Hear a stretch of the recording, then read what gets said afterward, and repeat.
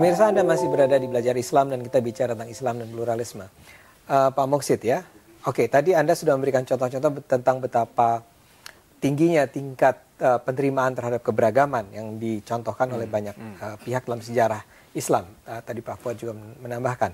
Nah, dalam hal ini kalau kita kembali ke Al-Quran, ya, sebetulnya Al-Quran sendiri sebagai karya terbesar Allah gitu ya, itu di dalamnya memang ada ajaran yang memang mewajibkan kita sebagai umat Islam atau umat Islam untuk menghormati keberagaman. Atau ini cuma strateginya para umat Islam?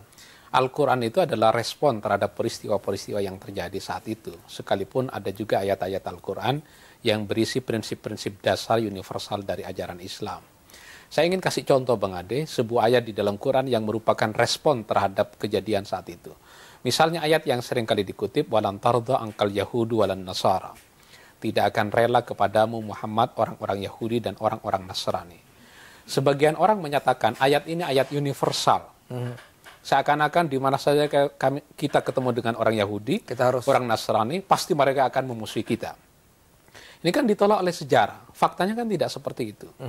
Misalnya, Syekh Nawawi Al-Bantani menyatakan, walan tarda angkal yahudu ay yahudul Madinah. Jadi sangat spesifik. Artinya apa itu? Orang Yahudi Madinah yang tidak akan rela kepadamu. Kenapa orang Yahudi Madinah tidak akan rela kepadamu Muhammad? Ingat Bang Ade, ketika umat Islam hijrah dari Mekah ke Madinah, saat itu jumlah penduduk Madinah 10.000 orang. 4.500 orang musyrik Madinah, kemudian 4.000 orang Yahudi Madinah, dan tahun pertama dan kedua umat Islam baru bisa mengumpulkan 1.500 orang Islam. Jadi umat Islam saat itu jumlahnya sangat minoritas. Nabi Muhammad disepakati menjadi penguasa politik saat itu. Ya kan? Tapi seiring dengan waktu ternyata Nabi Muhammad bukan hanya penguasa politik. Umat Islam kemudian mengambil atau memperoleh sumber daya ekonomi. Kebun-kebun kurma yang dahulu miliknya orang-orang Yahudi dan orang musyrik kemudian jatuh kepada orang-orang Islam. Bukan dengan kekerasan. Nah, karena itu kalau ada kecemburuan, ini akibat karena sumber daya ekonomi dan politik itu kemudian sudah jatuh ke tangan orang Islam, sehingga wajar kalau kemudian ada kecemburuan dari pihak orang-orang Yahudi sendiri. Apa yang terjadi? Di dalam peperangan Khandaq, itu kan perang parit. Pada malam harinya orang-orang Yahudi Madinah masih meminjamkan cangkul kepada orang Islam untuk menghadapi orang-orang musyrik Mekah. Tapi siang harinya justru orang-orang Yahudi ini berkolaborasi dengan orang musyrik Mekah menghajar orang Islam. Tapi pertanyaannya, apakah seluruh orang Yahudi memusuhi Nabi? Tidak. Di dalam ayat itu spesifik? Iya, sangat spesifik. Tidak seluruh orang Yahudi memusuhi Nabi. Misalnya ada seorang tokoh Yahudi besar namanya Mukhairik. Dia berperang bersama Nabi di dalam peperangan Uhud melawan orang-orang musyrik Mekah. Dan dia menjadi korban di dalam peperangan Uhud itu. Setelah dia meninggal dunia, lalu Nabi berkata, Mukhairik khairul Yahud. Sebaik-baik orang Yahudi adalah Mukhairik.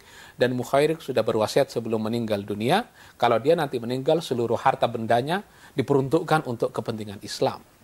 Ini yang ingin saya katakan, bahwa ayat walan tarda angkal yahudu tidak bisa dijadikan sebagai patokan universal. Patokan kalau yang umum. Nasraninya juga spesifik? Sama, Nasrani juga Nasara Najran.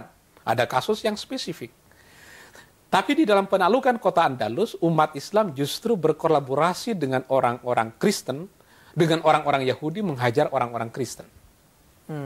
Apa poinnya? Bahwa hubungan antara umat Islam dengan orang Yahudi, dengan orang Kristen, dalam hubungan sosial, ekonomi, dan politik itu fluktuatif. Tergantung kepentingan. Tapi hubungan menyangkut teologinya, dia abadi, eternal sifatnya. Konsep ketuhanan, konsep antara ketuhanan di dalam Yahudi dengan ketuhanan di dalam Islam itu kan sama sebenarnya. Walaupun nanti elaborasi argumen rincinya yang berbeda. Jangankan itu, kalau kita bicara di internal umat Islam Bang Ade, konsep ketuhanan di dalam Islam itu kan tidak sama. Konsep Asy'ari dengan Asy'ariyah, Pak Fuad pasti tahu, itu berbeda. Konsep Maturidi Bukhara dengan Maturidi Samarkand berbeda. Nanti Maturidi dengan Maturidiyah sudah berbeda. Jadi konsep ketuhanan di dalam Islam pun itu sendiri berbeda, apalagi konsep ketuhanan di dalam perkembangannya antara Islam dengan Kristen, Islam dengan Yahudi, kemudian berbeda. Buktinya di dalam Yahudi kan, Yang disasar oleh Islam, oleh Quran, ketika sebagian orang-orang Yahudi menyatakan Uzair, di dalam bahasa perjanjian lama disebut Ezra, sebagai anak Allah. Ini perkembangan Yahudi berikutnya, bukan perkembangan Yahudi awal. Yang Ezra dianggap sebagai manusia kiriman Tuhan karena ketika Bukhtanasar itu menghancurkan seluruh kitab-kitab Taurat, hancur semuanya. Kitab Taurat di dalam waktu 500 tahun hilang dari peredaran, tidak ada orang yang hafal kitab Taurat itu. Tiba-tiba Ezra ini muncul dan hafal di luar kepala kitab Taurat ini. Ini kata dia pasti orang istimewa, ini anak Tuhan. Karena itu kemudian muncul sekelompok di kalangan Yahudi yang berkata bahwa Ezra adalah anak biologis Tuhan. Ini yang disasar oleh Quran. Orang yang menganggap Ezra sebagai anak Tuhan adalah kafir. Laqad kafara alladzina. Jadi kafir dia. Begitu juga kan di dalam kekristenan berkembang. Nah, Islam juga sama, konsep ketuhanan di dalam Islam berkembang. Maka muncul kemudian orang-orang yang mengaku sebagai nabi. Pada zaman nabi itu kan banyak, Pak Fuad, mungkin Pak Fuad udah tahu orang yang mengaku menjadi nabi kan banyak.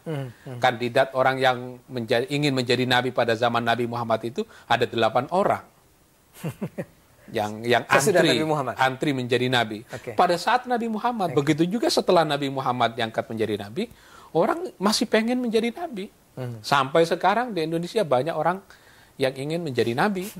Mungkin udah putus asa menjadi politisi kok kayak begitu, akhirnya ingin menjadi nabi. Atau kalau nggak jadi nabi jadi dewa lah. Nah, ini yang kemudian nanti disasar lagi oleh MUI kan. Orang-orang ini cerita tentang sejarah ini rupanya meluas sekali dan memberikan kita insight tentang betapa beragamnya sebetulnya apa yang terjadi di dunia ini. Tapi nanti kita masih akan bicara satu segmen lagi. Sekarang ini kita harus jeda sebentar.